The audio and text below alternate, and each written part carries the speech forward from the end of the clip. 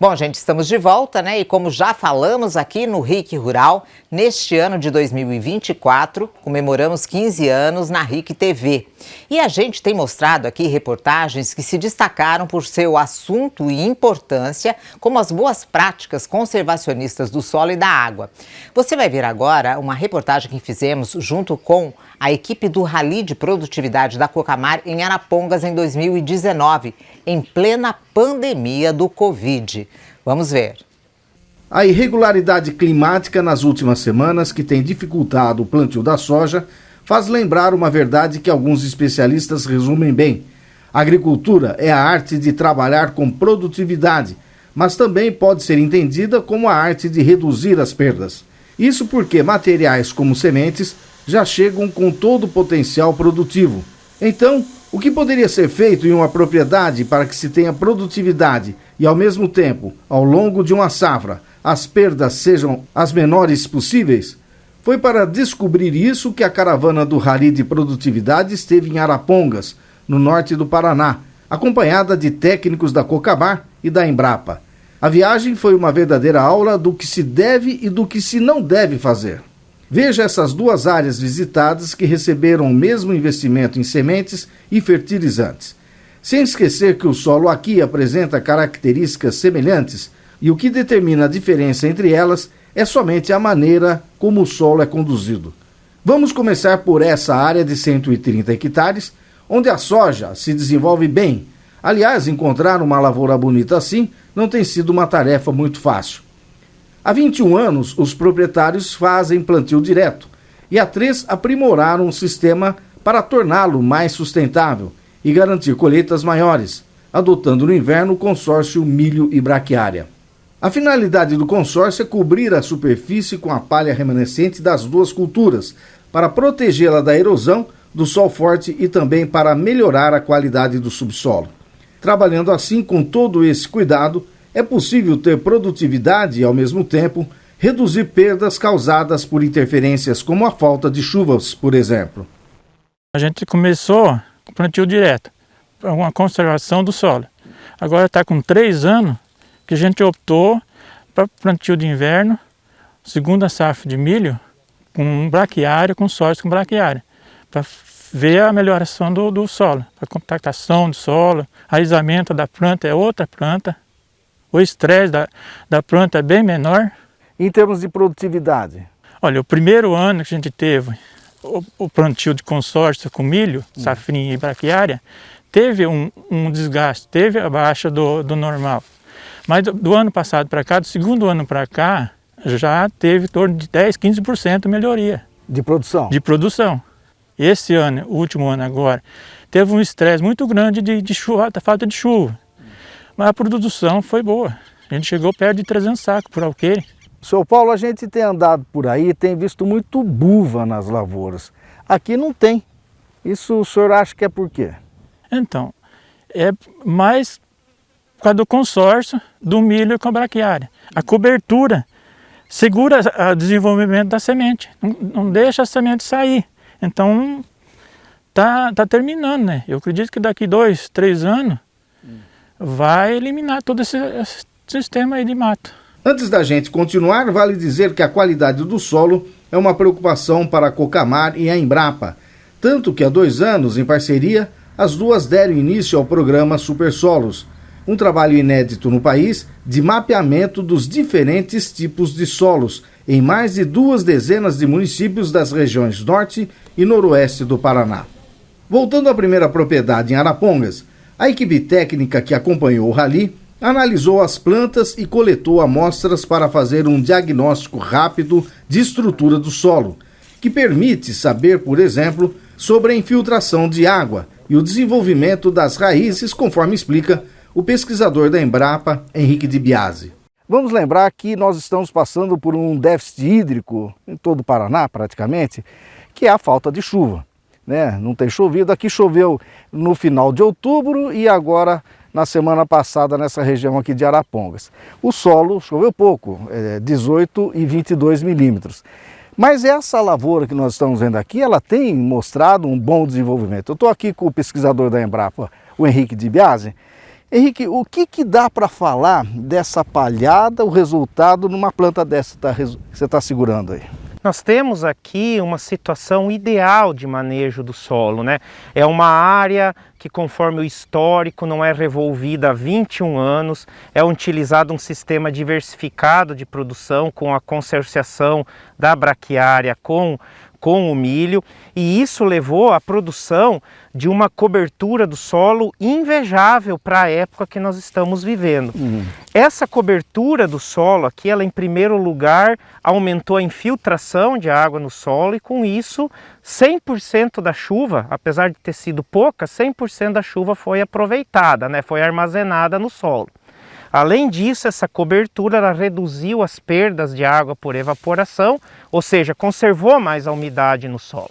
E um outro fator importante é que essa cobertura ela modula a temperatura do solo, deixando a temperatura do solo ideal para o crescimento das raízes e também para a formação dos nódulos, né, que vão resultar na fixação biológica do nitrogênio. Essa terra, esse solo, o que ele está dizendo aqui? Então aqui nós temos uma amostra de solo numa bandeja de 25 centímetros aqui de profundidade, né? Então aqui está a superfície do solo e aqui a parte inferior. Essa amostra a gente utiliza para determinar o chamado índice de qualidade estrutural do solo por uma metodologia que é acessível inclusive ao produtor, chamada DRESS, Diagnóstico Rápido da Estrutura do Solo. E é uma ferramenta para ser feita rapidamente, tanto é que nós fizemos agora aqui durante a reportagem. A gente tira uma fatia de solo com a pá e quebra o solo nos seus respectivos agregados. E o que a gente vê aqui nessa estrutura, primeiro, é uma estrutura contínua, da superfície até os 25 centímetros. Isso é um indicativo grande de saúde do solo, de qualidade estrutural do solo. Também vejam o tamanho e o formato dos agregados, né? Então são agregados de tamanho entre 1 a 4 centímetros, grumosos, né? Porosos e leves, né? Sérgio pode pegar aí e ver que quebra fácil, mesmo o solo estando com uma umidade, ele tem umidade, mas é uma umidade até abaixo do ideal para fazer essa metodologia. Para se ter uma ideia, a nota de índice de qualidade estrutural do solo, ela vai de 1 a 6, né? 1 a pior situação, 6 a melhor. Essa aqui, para ser conservador, com certeza seria uma nota 5. Então essa amostra aqui, na verdade, ela compila, ela integra todos os indicadores de saúde do solo, tanto químicos, físicos quanto biológicos. E aqui nós podemos dizer que nós temos um solo saudável, um solo biologicamente ativo. E quem deu essa situação aqui, né, quem proporcionou essa situação, não foi a cultura de verão, que é a soja.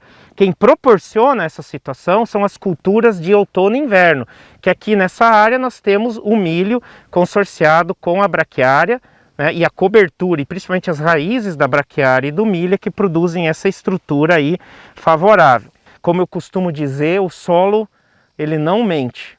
Seguimos então para fazer um comparativo rumo à segunda propriedade. E aí tivemos uma ideia de quanto o produtor que não se preocupa com a saúde do solo está perdendo.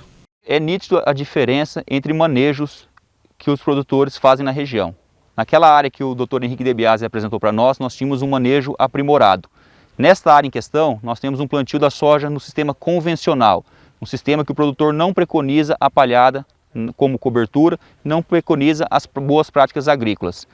Os exemplos mostrados naquela área pelo Dr. Henrique são o contrário nesta área. Nós podemos notar como nesta planta não temos a formação de nódulos, então mesmo que essa planta foi inoculada com o inoculante para a cultura da soja, devido à baixa atividade microbiana, devido à baixa biologia do solo, nós não temos a formação de nódulos nessa raiz.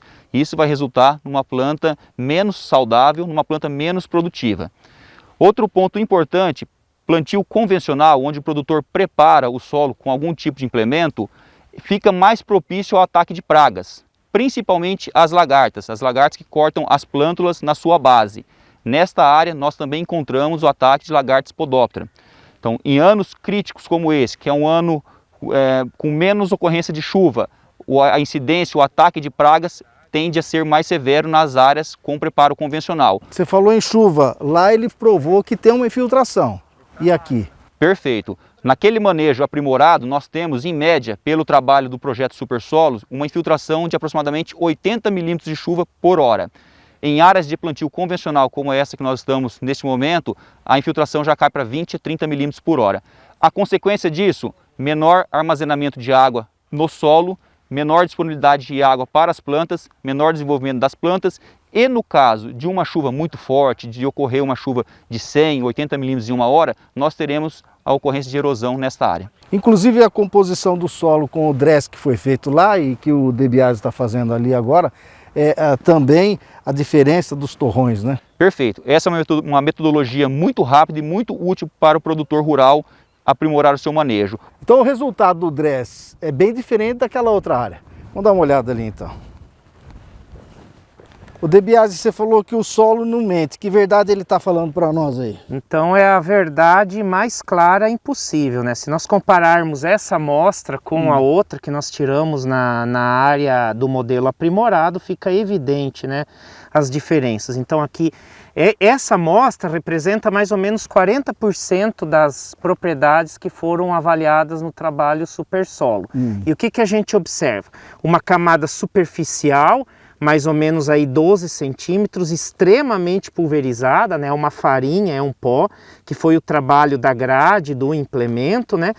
Em cima de uma camada extremamente compactada, como vocês podem observar aqui pelo formato e pelo tamanho dos torrões. Se lembrarmos lá da outra imagem, né, era uma área, né, com um perfil constante, né, com agregados de tamanho médio, porosos, né, e grumosos. Esse tipo de situação a gente chama de um solo doente, né, um solo que está precisando de um tratamento, né, e esse tratamento envolve basicamente ativá-lo biologicamente. E como nós ativamos ele biologicamente? Aumentando a diversidade de espécies vegetais no sistema e a quantidade de raiz e de palha colocada no sistema para a gente chegar num perfil do solo parecido com aquele que lá na outra área.